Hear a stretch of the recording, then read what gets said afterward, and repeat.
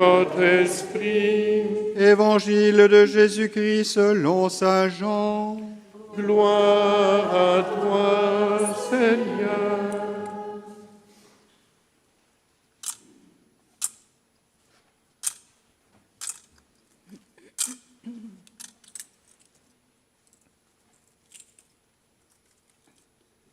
En ce temps-là, Jean le Baptiste se trouvait avec 2 de ses disciples.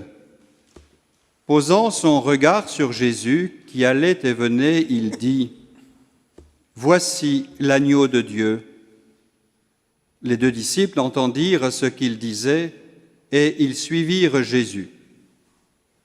Se retournant, Jésus vit qu'ils le suivaient et leur dit : « Que cherchez-vous ? » Ils lui répondirent : « Rabbi, ce qui veut dire maître, où demeures-tu » Il leur dit : « Venez et vous verrez. » Ils allèrent donc, ils virent où il demeurait, et ils restèrent auprès de lui ce jour-là.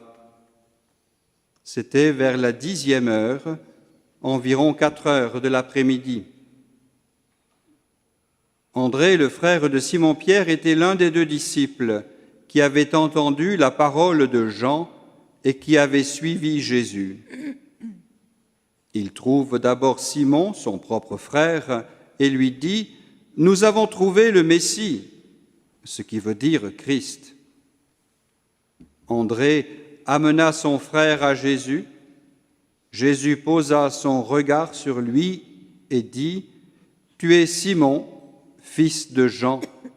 Tu t'appelleras Képhas, ce qui veut dire Pierre. » Acclamons la parole de Dieu.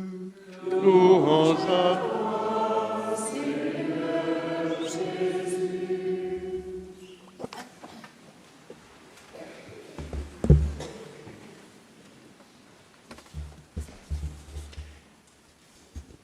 Bien chers frères et sœurs, l'horizon incertain que nous offre aujourd'hui le paysage politique ou économique risque toujours de renforcer en nous cette croyance un peu naïve en l'homme providentiel.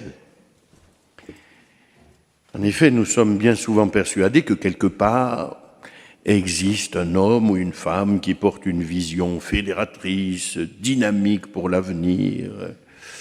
Et puis d'ailleurs, plusieurs personnes du monde économique ou politique sont persuadées d'incarner cette figure messianique espérée par la société. Mais c'est tellement facile de croire à ça. Tu me dis que boum, ça y est, ça arrive, et puis tout, voilà. Or, l'évangile d'aujourd'hui nous fait entrer dans une vision plus subtile des choses. Du temps de Jésus, l'attente du Messie était brûlante. On en parlait sur le marché.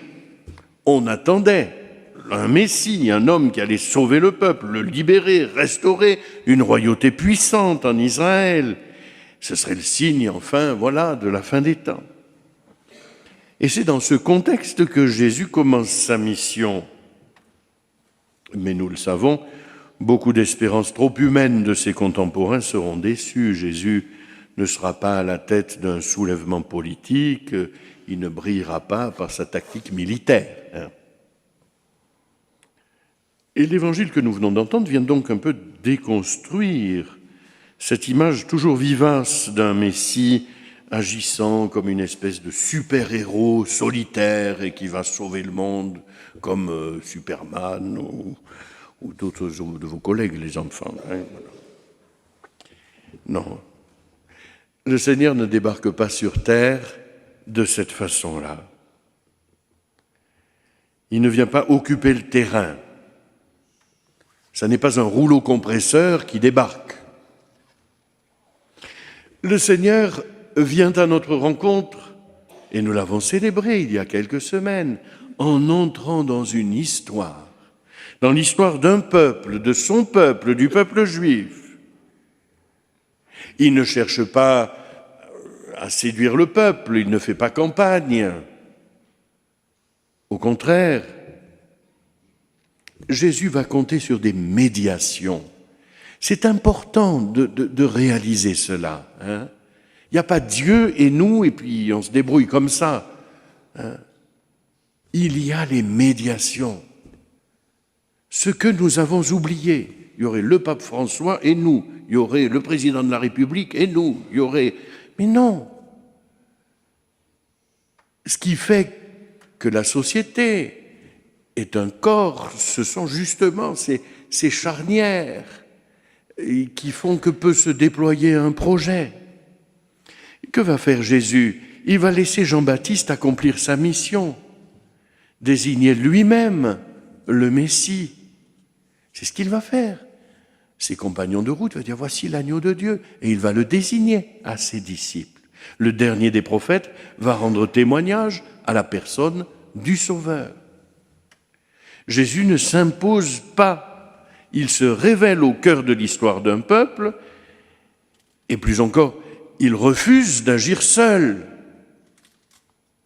Les disciples de Jean-Baptiste sont aiguillés par lui vers Jésus et ils le suivent. Ce sont des chercheurs de Dieu attentifs au témoignage de Jean-Baptiste. Ils cherchent, mais ce que dit Jean-Baptiste est important. Voyez ces relais, ces corps intermédiaires qui font qu'une société peut fonctionner. Un chien se fait écraser, le président de la République vient voir ce qui se passe. Voilà. Pas quoi.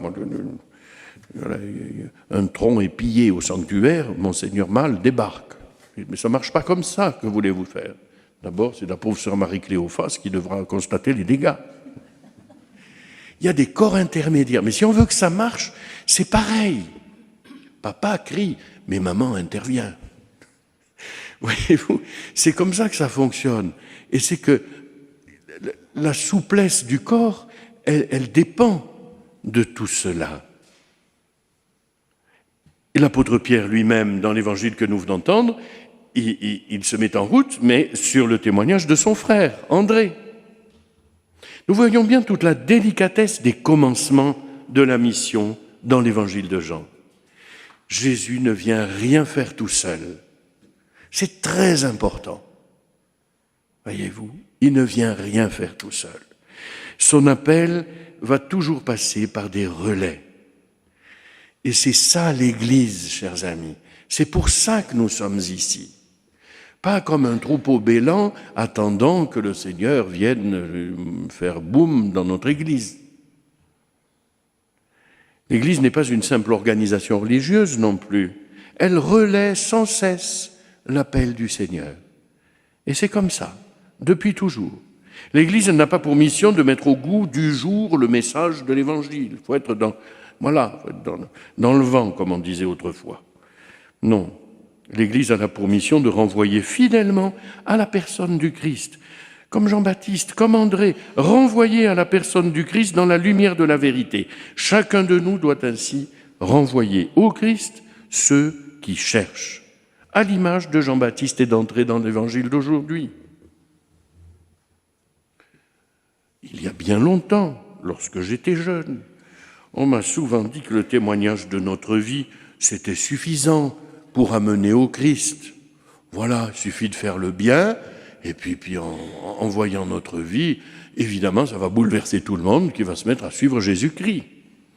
Seulement, on voit bien, dans cet épisode de l'Évangile, comme dans la réalité, que ça ne marche pas comme ça. Notre rôle, c'est pas de rester là, muet et gentil, à dire le chapelet.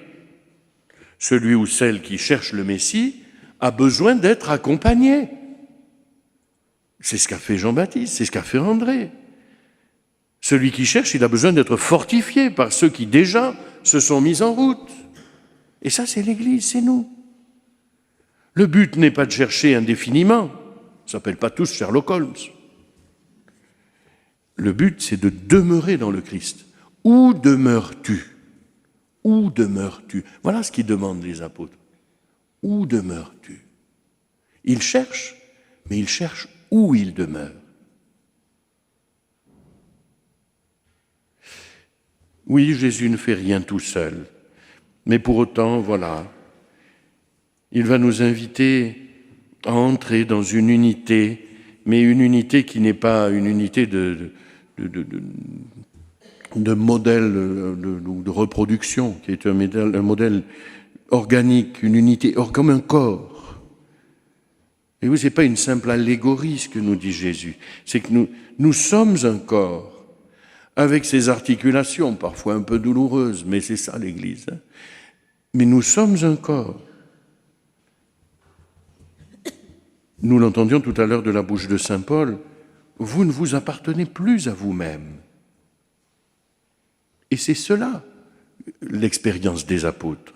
Cette dépossession, c'est l'aboutissement de leur vocation, de ne plus vivre pour eux.